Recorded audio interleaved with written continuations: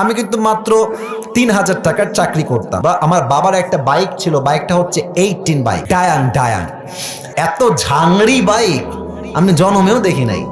Start দিয়ে এখান থেকে যাই 1 কিলো গিয়ে আবার বন্ধ হয়ে যায়, ওখানে গিয়ে আবার এমনে ঝুকাই, তেল আছে তাও চলে না। তবুও কোন মতে ঠেলে ঠুলে চালাইছি কয়েক মাস যাব। আচ্ছা, একটা পর্যায়ে গিয়ে এমন একটা অবস্থা হলো আমার পকেটের, যে তেল যে ভরবো বাইকে ওই টাকা আমার পকেটে নাই।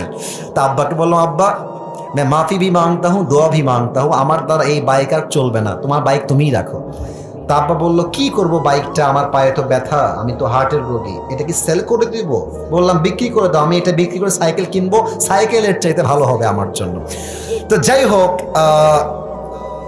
বাইকটা বিক্রি করব ভাব, মানে এটা এইভাবে কখনো আমি আগে কোনো মাহফিলে বলি নাই, এতটা ব্যাখ্যা দিয়ে বলি নাই, আজকে বলছি বাইকটা বিক্রি করে দিব অভাবের জন্য। বাট বিশ্বাস করেন, সেই সময়টা প্রতিদিন তাহাজ্জুদ পড়তাম, প্রতিদিন আল্লাহকে বলতাম যে আল্লাহ তুমি আমাকে কবুল করো, আমার চেষ্টা কবুল করো। আর আমি দুইজনের ওয়াজ খুব বেশি শুনতাম, এক আজহারির ওয়াজ শুনতাম খুব বেশি, আর একজন আমি আল্লামা দেলোয়ার হোসেন সাঈদীর ওয়াজ খুব বেশি শুনতাম সেই সময়ের কথা। It has been 3 years or maybe 4 years back, 3 বা 4 বছর আগের কথা। তো হঠাৎ করে আমি একদিন জুমার খুতবা দিলাম, আমি আবার বলছি এই কথা কিন্তু আমি কখনো কোথাও আপনার শোনেন নাই, আমি আজকেই বলছি। তো জুমার খুতবা দিলাম, আমি প্রায় 1 বছর যাবৎ জুমার খুতবা দেই, ভিডিও আপলোড হয়, কিন্তু কখনো কোনো রেসপন্স আসে না, আই মিন কেউ দেখে না ভিডিও।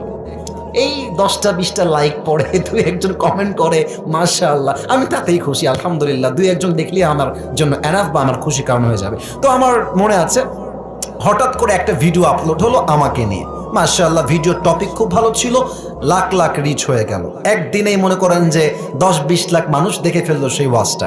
পরে মিডিয়ার থেকে আমাকে কল দেওয়া হলো যে আপনি জুমা পড়ান কোথায়, আমরা আপনার ভিডিও রেকর্ড করব।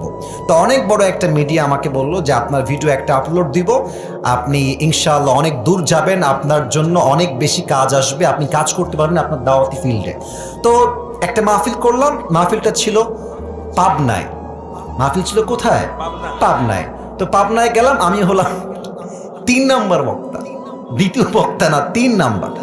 তো আমাকে যখন ওয়াজে দেওয়া হলো, দ্বিতীয় বক্তা খুবই রাগ, আমার টাইমটা তাকে কেন দেওয়া হচ্ছে, ওকে তো দিয়ে কাজ হবে না, ওকে নামান, একে দিয়ে কাজ হবে না, এটা 3 বছর আগের কথা, বেশি না, 3 বা 4 বছর আগের কথা।